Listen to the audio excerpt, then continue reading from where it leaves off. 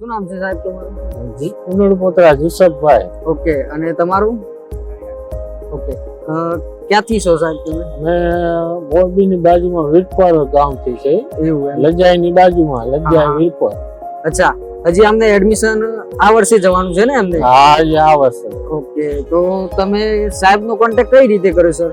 અમે આ લજાઈ થી છે ને ઓલા એના બે દીકરા ગયા અકબર હમણાં લીધું ને. હા હા, એના હસ્તક ખબર પડી કે અહીંયા કણે સારું છે. બરાબર. એટલે જો ને આ એન્ડિંગ છે વર્ષનું, બરાબર?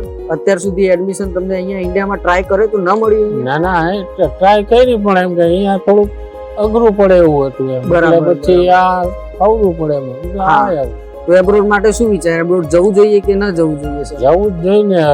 આવી સુવિધા ની બધી આમ જે વાત કરી એ પ્રમાણે તો જવું જ જોઈએ એમ. અહીંયા કરતા અહીંયા સારું કહેવાય.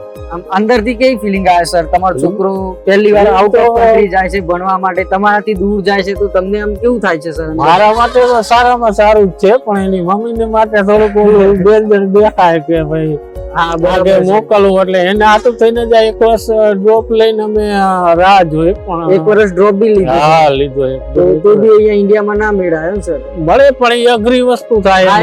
એના કરતા આપણા માટે પાછું બધી સુવિધા મળવી જોઈએ ને. આમ કે પૈસામાં ના અંતે નહીં. તો તમે જે એજ્યુકેશન લોન મળે છે એ કરાવવાના છો કે પછી? નહીં, હજી તો કોઈ એવી તો હજી છે નહીં. એટલું તો થઈ જાય એમ છે.